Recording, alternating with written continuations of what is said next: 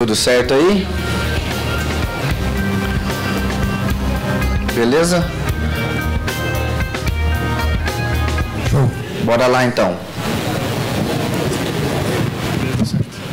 E aí, pessoal, bom dia.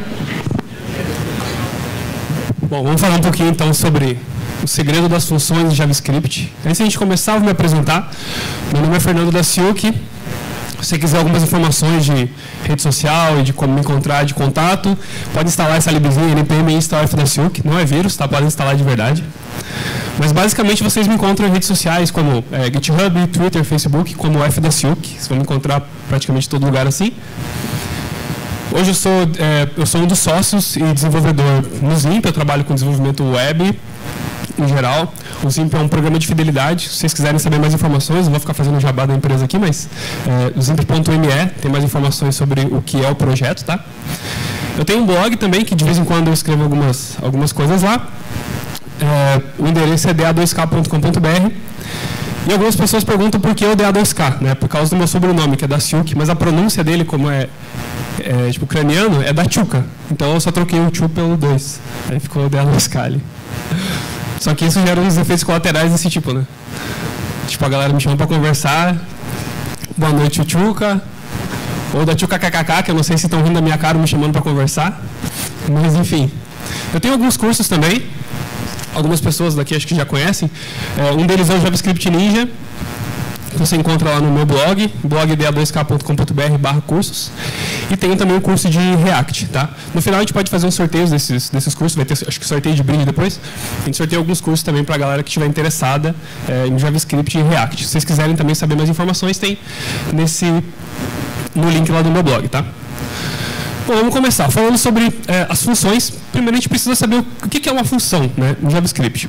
Basicamente, uma função ele é um tipo de dado. É uma coisa que você consegue trabalhar como se fosse um dado em JavaScript. Tá? Em JavaScript, a gente tem basicamente dois grandes grupos de tipos de dados. E o primeiro deles são os tipos primitivos, né, que basicamente string, number, boolean, o null e o undefined. E com o ECMAScript 6 agora tem o symbol, que é um novo tipo de dado.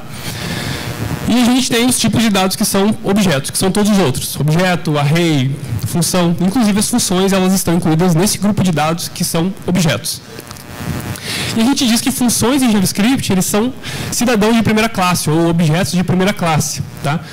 Que significa nada mais do que uma função, com uma função você pode fazer com ela exatamente o que você faz com um objeto. Tá? Então, da mesma forma que você consegue criar um objeto literal com as chaves, você consegue também criar uma função literal utilizando a palavra-chave function e dando um nome para a função, utilizando os parênteses aqui, que é onde você vai passar os argumentos, e usando as chaves, que é onde você vai criar o corpo daquela tua função. Você consegue também criar expressões de função, ou seja, você consegue, por exemplo, nesse caso aqui, fazer um assignment. Você criar uma função e atribuir ela como uma expressão para uma variável. Você consegue utilizar da mesma forma que você também faz com objetos em JavaScript.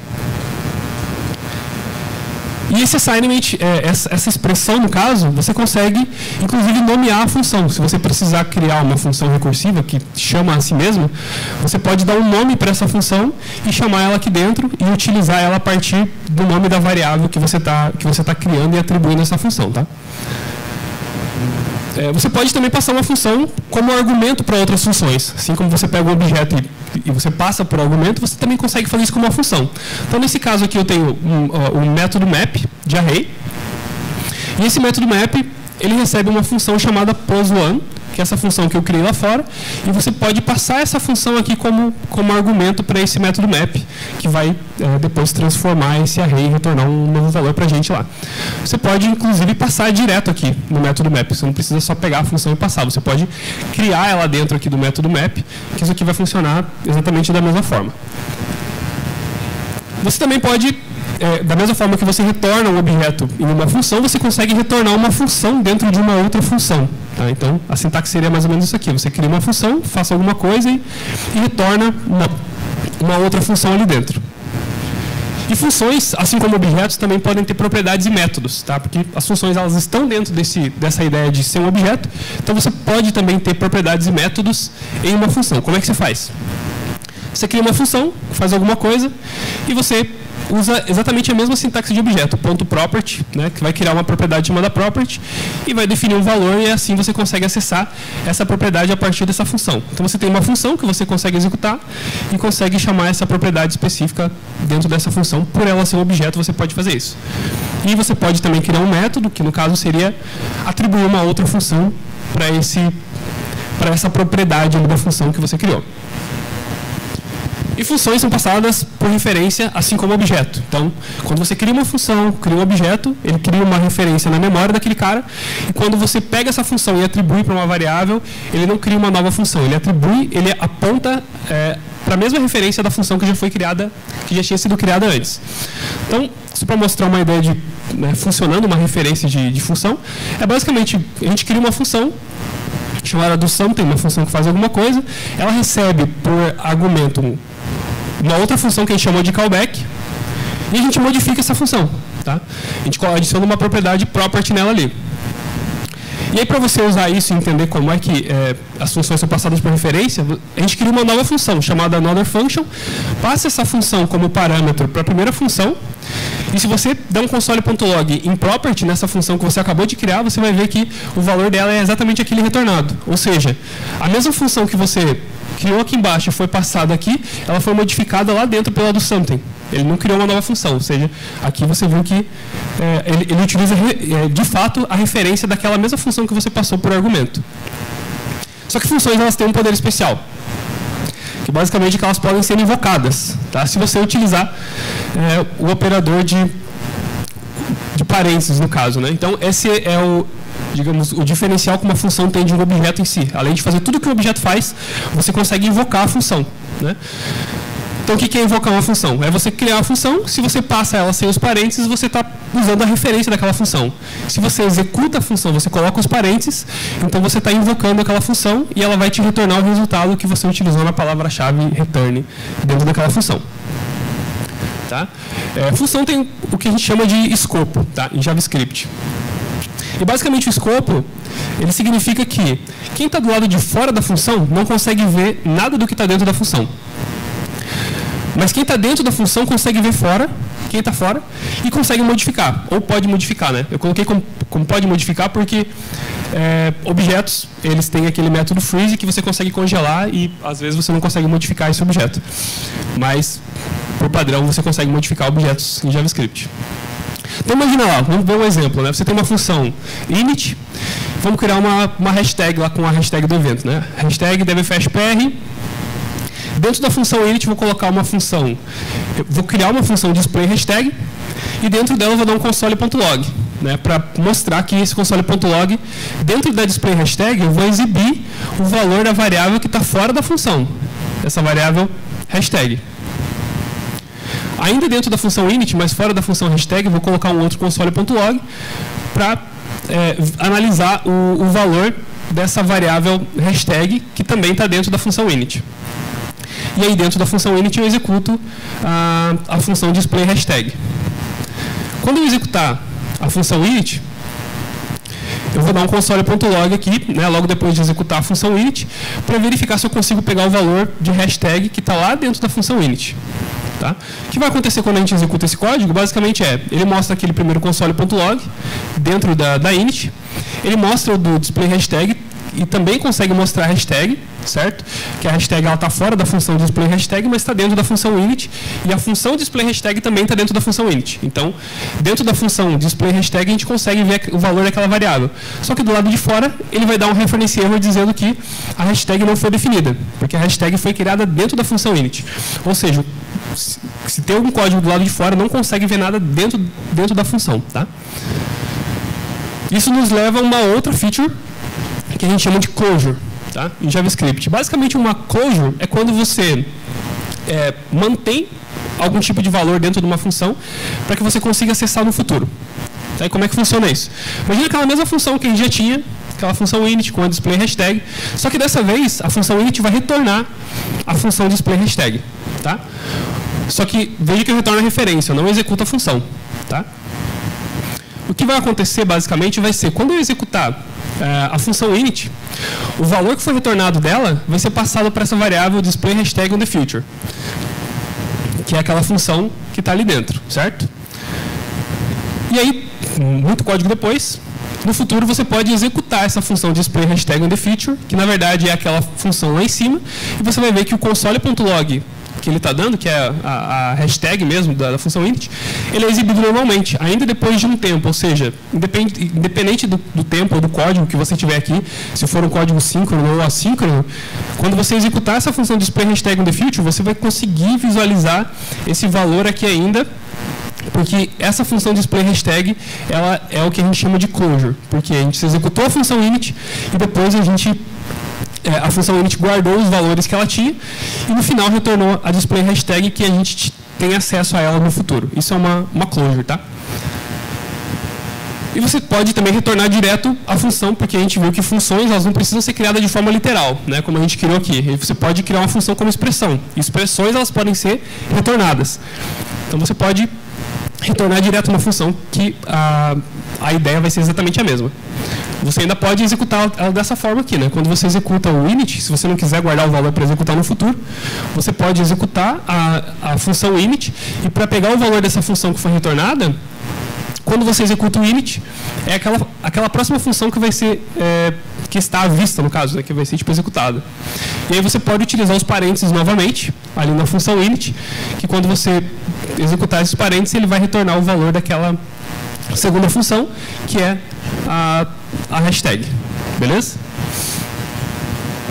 E como é que você usa isso, né, na vida real, uma aplicação de vida real?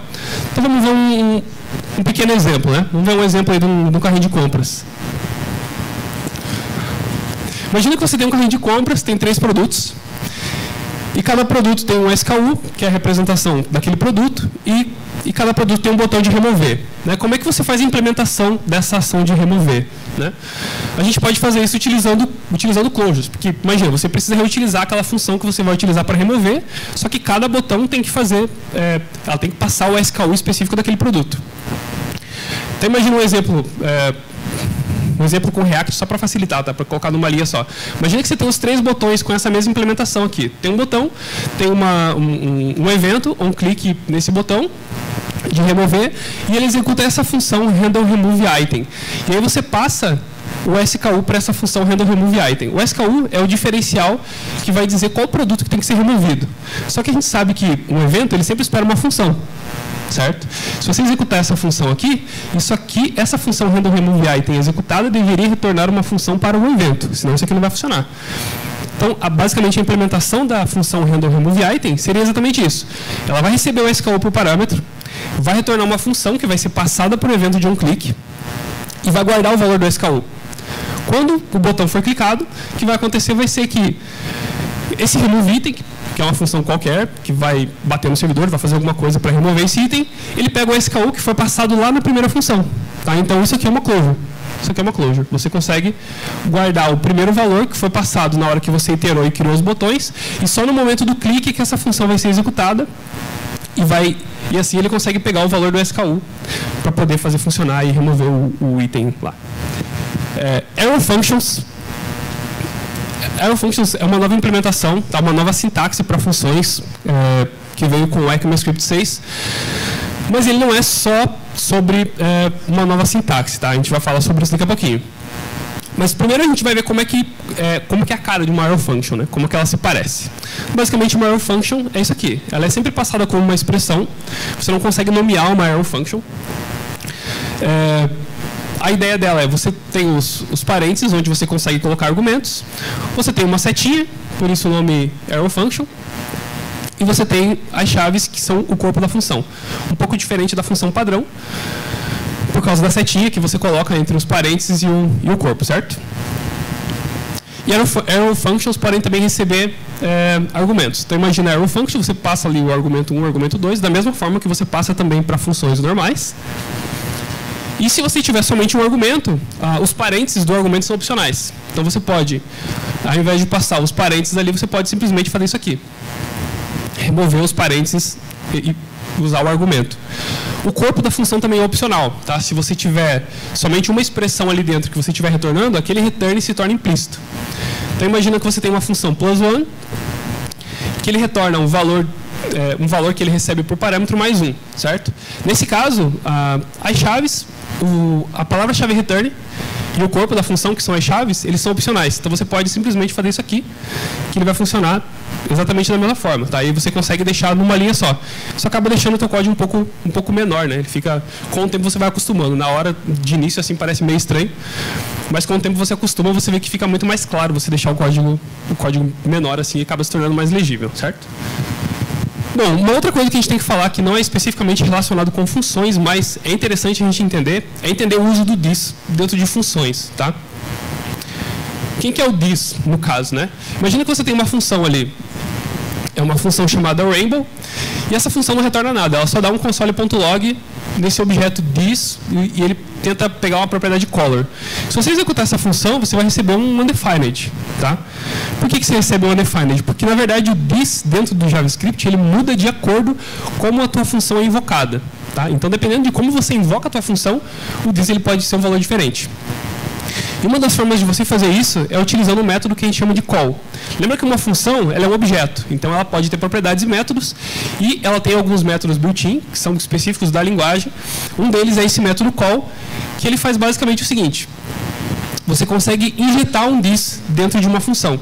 Então, quando você executa uma função utilizando call, o primeiro parâmetro que você passa ali é exatamente quem você diz que vai ser o objeto this dentro dessa função. No caso, eu estou injetando esse objeto colors, que tem uma propriedade color. E aí, quando você executa a função, você vai ver que o resultado vai ser exatamente o resultado da propriedade color aqui desse objeto colors. Porque você acabou de injetar o this e disse, ó, essa função eu quero que o this seja esse cara aqui. A sintaxe ou assinatura do método call é basicamente o primeiro argumento é o this, e os outros argumentos são os argumentos que a função receberia na mesma ordem, tá? E esse método, ele auto-invoca a função. Tem outro método também chamado apply, que a gente usava bastante, principalmente quando a gente estava utilizando o ECMAScript 5. E tinha argumentos dinâmicos que não tinha como você passar um a um naquele método call, né, porque às vezes pode variar esse valor. Então você poderia utilizar o apply e passar um array no segundo parâmetro, que seria exatamente a mesma coisa que o call, só que ao invés de passar um a um, você passa um array, que é muito mais fácil de você tratar e modificar, e passar para o método apply. Hoje, com o ECMAScript 6, a gente tem Spread Operator e várias outras coisas que a gente pode utilizar e não precisaria, em teoria, utilizar o apply, mas ele continua funcionando, tá? E ele também auto-invoca a função. E um outro método que faz também é mais ou menos a mesma coisa é o método bind, que ele faz basicamente a mesma coisa que o método call faz, só que com a diferença de que ele não invoca a função, ele simplesmente cria uma nova função, ele cria uma nova referência com o this injetado. E com os argumentos que você passar também injetados. E aí, na hora que você invocar a função, ele vai invocar já com esses parâmetros pré-passados. Só que o this, como a gente viu, ele pode ser implicitamente injetado, tá? De uma forma que você não espera. Lá a gente viu que a gente chamou o método call e passou o this, né? Só que ele pode ser injetado de uma forma que a gente não espera. Por exemplo, imagina esse componente React, você não precisa entender React para saber, tá? Só para você ter uma ideia. Imagina que você tem um botão, que seja um HTML na tela, pensa em HTML mesmo. Você tem um button e você tem um evento de onClick nesse botão, certo?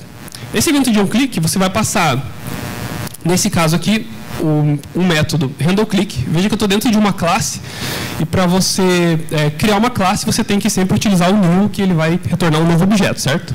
Então, basicamente, esse handleClick você acessa com this.handleClick. E dentro do handleClick, o método this, normalmente ele vai ser uma referência para a classe em si, certo? Só que o que acontece basicamente quando você executa esse código da forma como ele está aqui, é que você vai receber aquele clássico undefined is not a function ou o this.setState is not a function, certo? Basicamente o que acontece por quê? Porque o método onClick, ele vai injetar o this dentro desse método handleClick como se fosse um botão. Então, dentro desse método handleClick, na verdade, a referência para o this vai ser o botão. Nesse caso específico do React, tá? Isso aqui vai acontecer em HTML normal.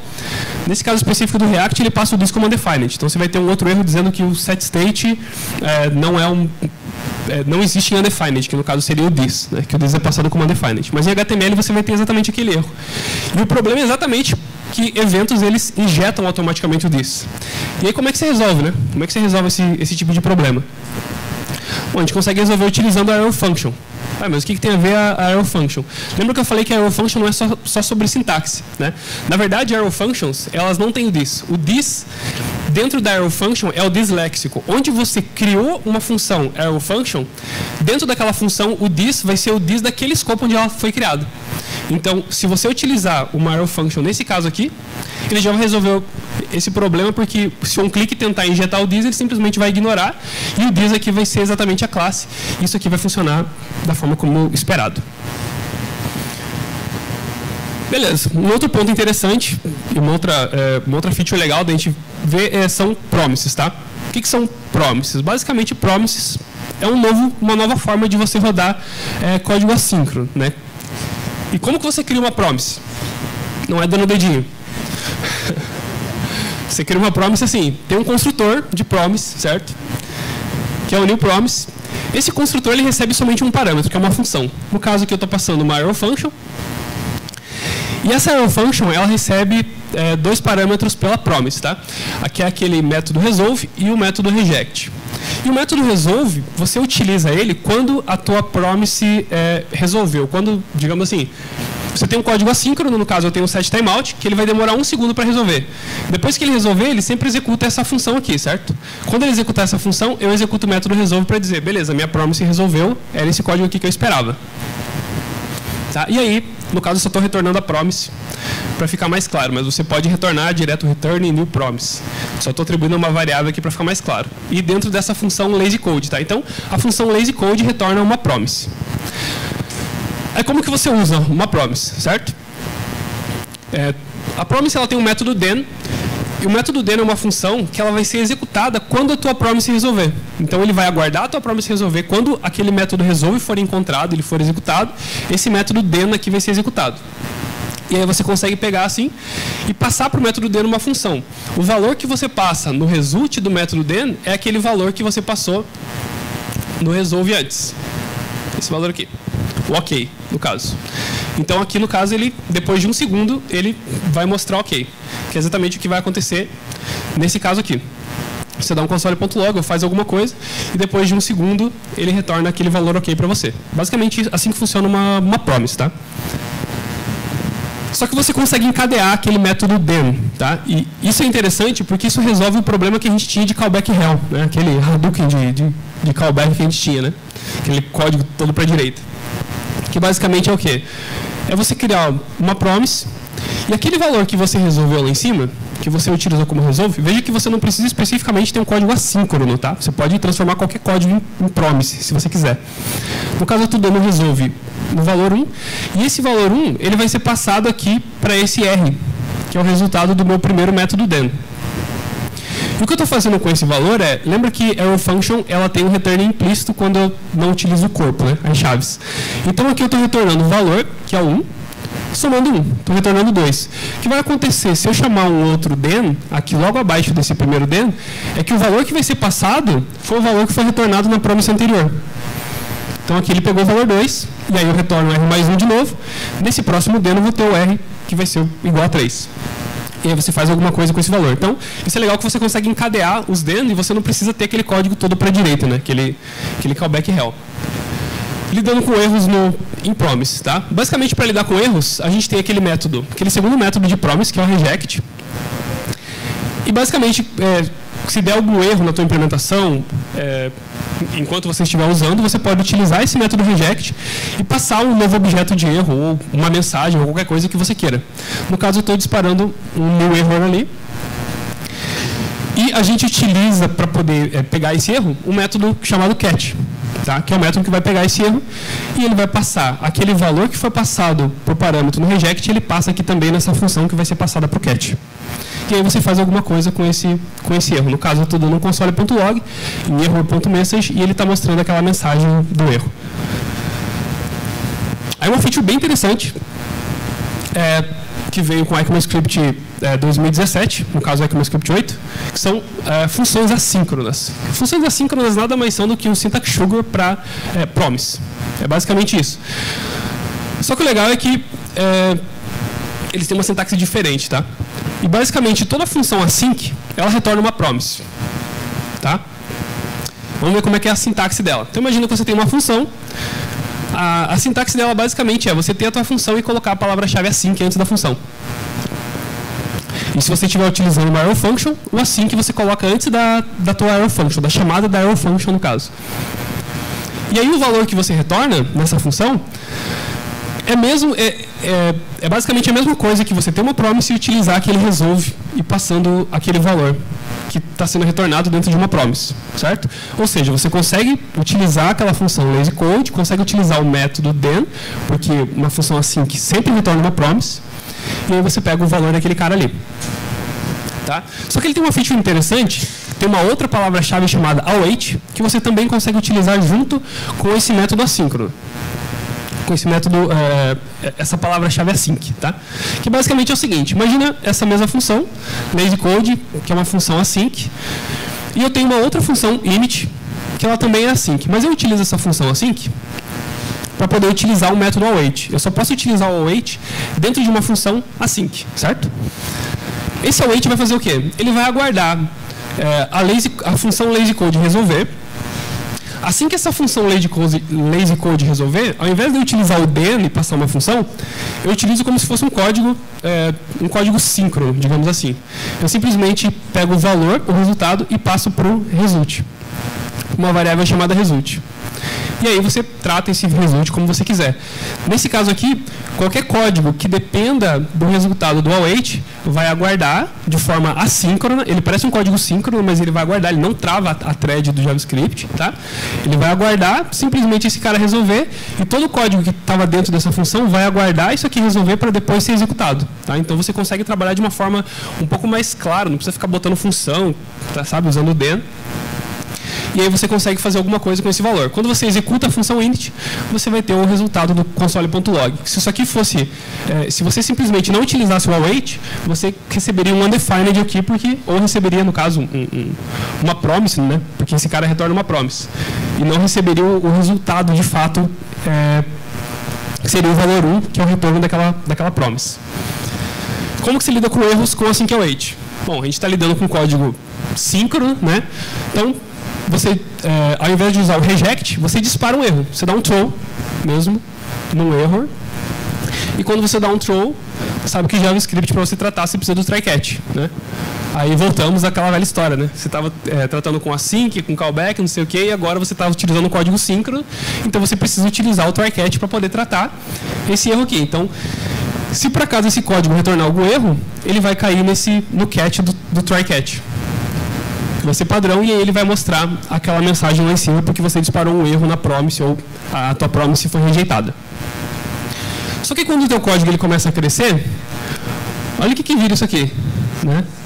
Vira um Hadouken de try catch. Basicamente, o teu código fica todo para a direita ali, né?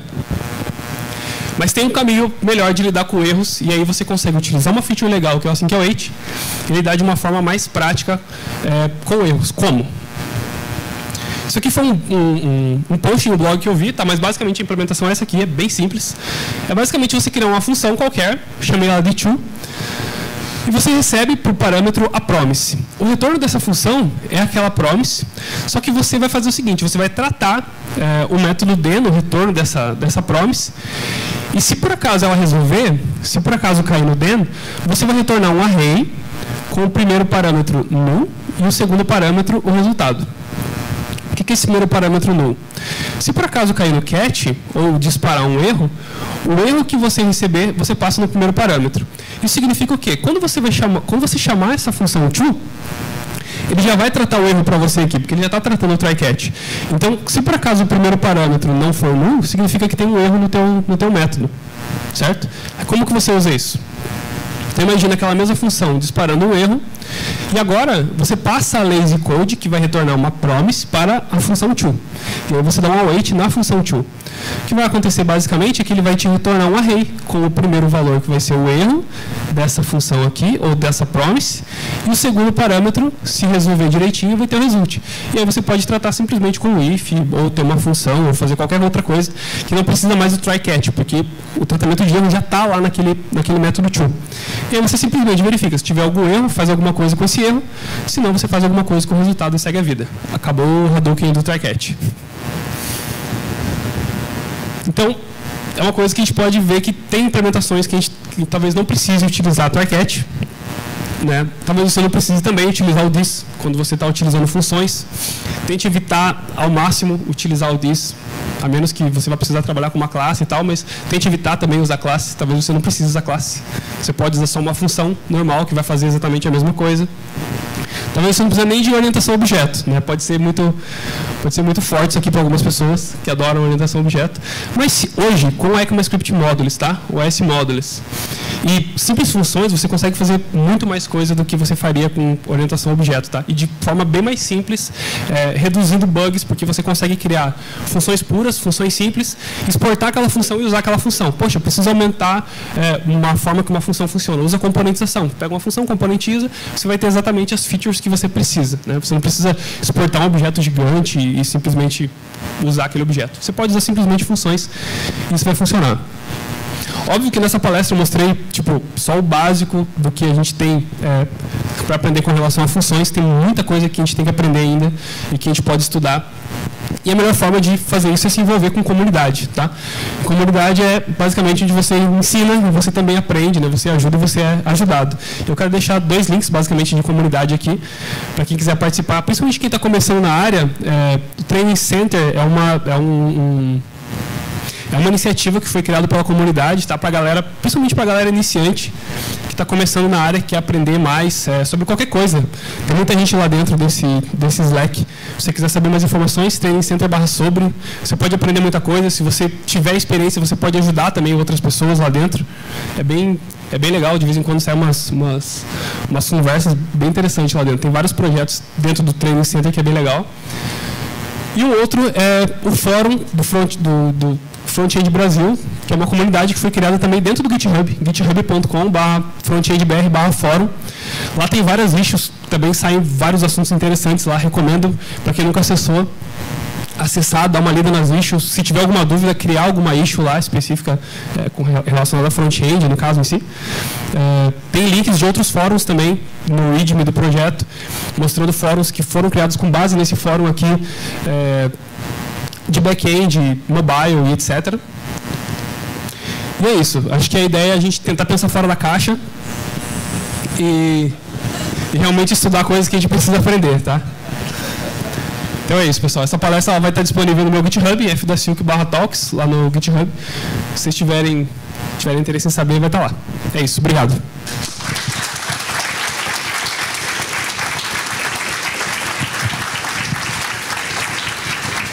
Alguém tem alguma dúvida?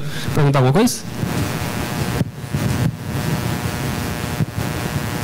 Bom, acho que o Dalcy que não terminou um pouco rápido a palestra, então eu vou ajudar o pessoal da organização. Alguém está vindo já ali? Alguém tem alguma pergunta para o Fernando? Ou alguém já está voltando? Tá, beleza, então eu vou... Tá. Pode ser. Opa, tô vendo alguma mão ali atrás, fotos. Esse final aí foi impactante, hein? Foi, cara. Mas bem legal, acho que eu gostei muito da parte do Async Await. Pra mim é bem confuso, que toda vez que eu vejo que, cara, esse código vai dar errado. Aquela questão de o código síncrono, né? É bem diferente, mas diminui muito o tamanho do teu código, né? E acaba com o callback real que você falou. Bem interessante. Mas como é que está vou fazer uma pergunta já então, enquanto vocês estão pensando aí. Só uma coisa, meu nome é Gustavo, tá? Eu sou palestrante, então para quem não me conhece aí, eu vou dar uma palestra, só para vocês não acharem que foi um louco que entrou aqui. Não que ele não seja louco. É verdade. Como é que está o suporte dos browsers para isso? A gente tem que usar um transpilador, um Babel. Como é que eu poderia usar isso hoje? Quero ir para casa... Falou Babel, chegou babá. Quero ir para casa e quero usar isso agora na minha aplicação. E aí?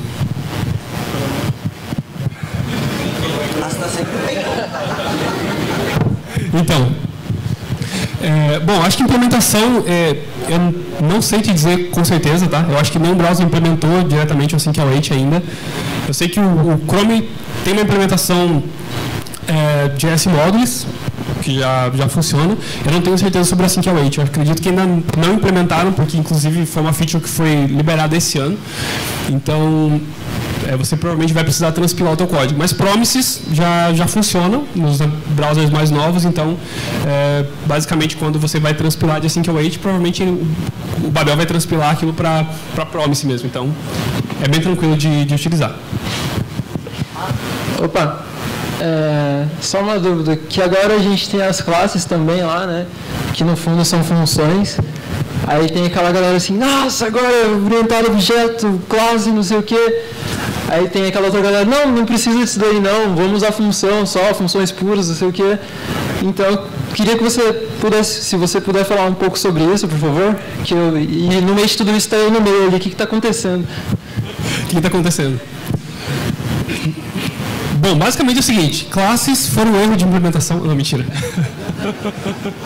Mais hater, né? Não, mas assim, a ideia de classes, por baixo dos panos, na verdade, como você mesmo falou, não existe uma implementação de classe no JavaScript, tá?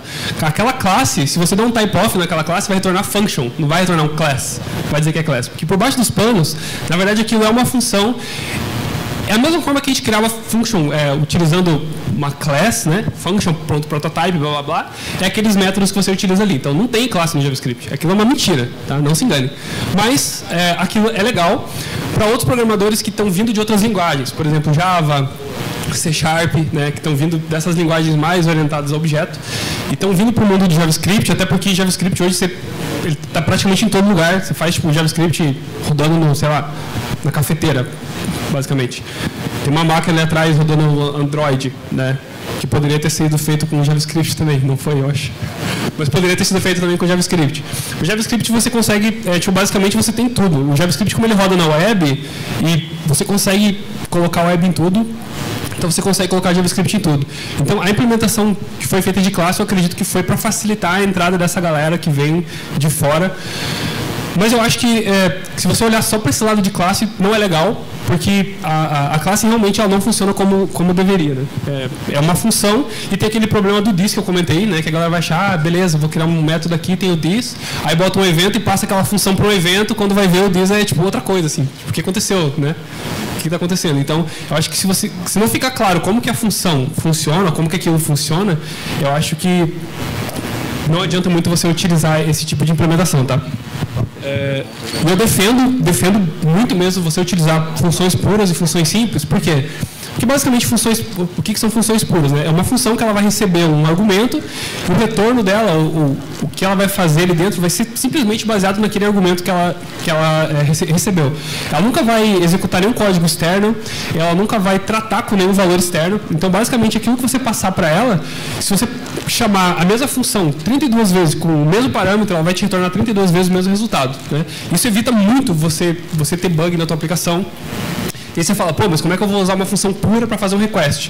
Aí essa é a grande questão, você não vai fazer isso. Você vai utilizar a função pura para criar toda a lógica da tua aplicação, e aí aquilo que é estado da tua aplicação, aquilo que você precisa tratar, fazer request, fazer side effect, você isola.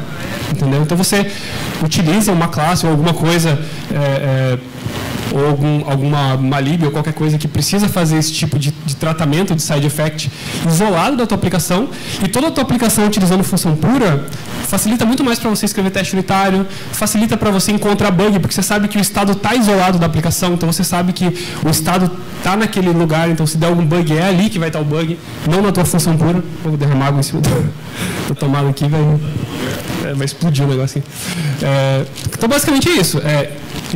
Eu realmente defendo o uso de você utilizar só funções mesmo, ao invés de utilizar, você criar tipo funções pequenas e você precisa de uma funcionalidade maior, você aumenta. E com orientação a objeto a gente sabe que você vai criando um objeto e vai aumentando aquele objeto, e daqui a pouco você está estendendo um objeto que você precisa de uma banana, você traz a selva inteira, né? O macaco segurando a banana e a selva inteira atrás dele, porque está herdando de milhões de objetos lá atrás, entendeu? Quando a tua aplicação começa a crescer.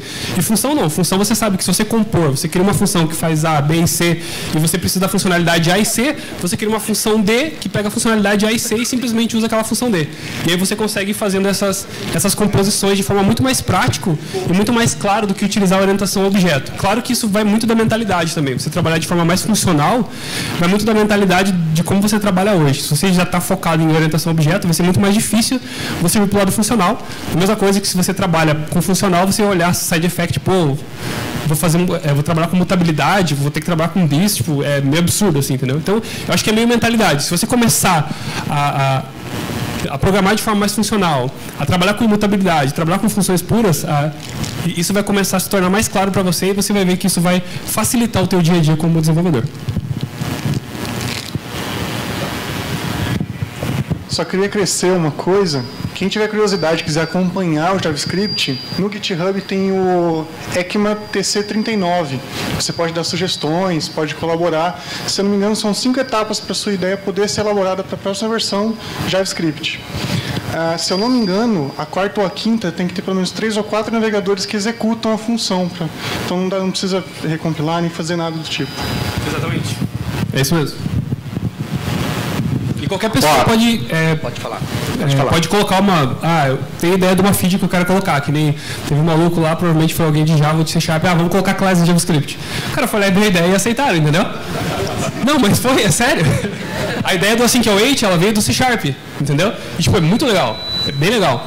Ela veio do C Sharp essa ideia. Então, tipo, alguém foi lá e colocou, essa implementação, ela entra em, como ele comentou, né, em stage 0. Stage 0 é qualquer implementação que você pode setar lá, e tem uma ferramenta chamada Babel, que é o cara que vai transpilar para JavaScript de hoje, né? E basicamente o que ele faz é, ele pega aquela tua implementação e transpila. E aí se ela for passando de estágio, ela passa para o stage 1, passa para o stage 2, no stage 2 já é uma implementação, é um estágio de praticamente quase de implementação. No estágio 3 é dizendo assim, a gente vai escrever os últimos testes, só falta algumas coisas para a gente testar, vamos fazer algumas implementações reais, e quando chega no stage 4, ele entra na especificação da linguagem. Então, se você tiver alguma ideia de alguma linguagem que você utilize e quer adicionar no JavaScript, você pode criar uma implementação e sugerir no TC39 que a galera vai começar a olhar para a tua implementação também. Sobre funções ainda. Eu posso invocar uma função com o operador new. Qual que é a vantagem, bruxaria? Em que caso que eu preciso disso? Isso eu nunca... O new normalmente é quando você vai criar um novo objeto. É basicamente a ideia de você utilizar classe, tá? É por isso que tem as classes hoje. Deixa mais clara essa ideia de usar a orientação ao objeto. Mas basicamente, quando você usa o this dentro de uma função, aquele this ele tem que ser injetado de alguma forma, né?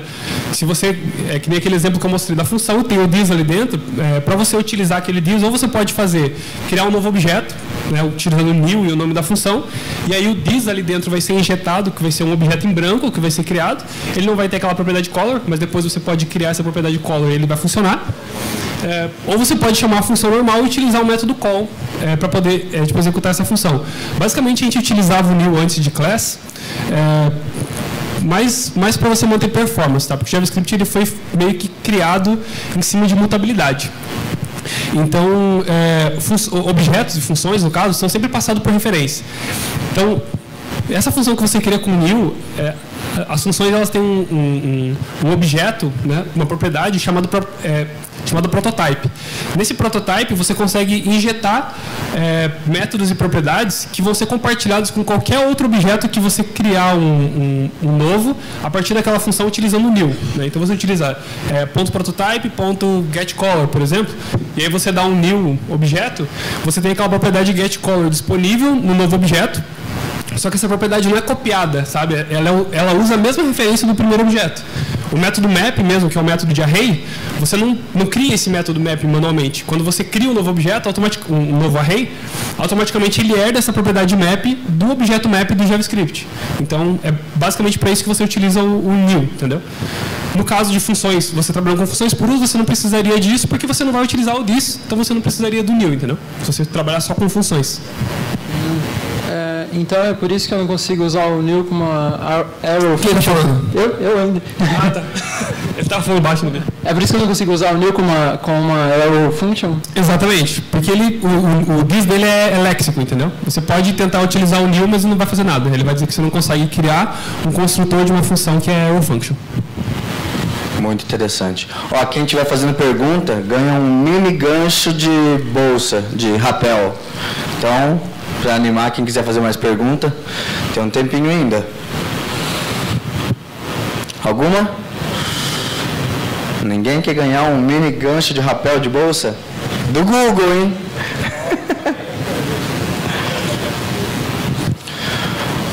Bom, então acho que é isso. Eu vou dar uns recados aqui então para o almoço. Aqui na João Paulino mesmo, tem um restaurante que chama Bem Feitinho, comida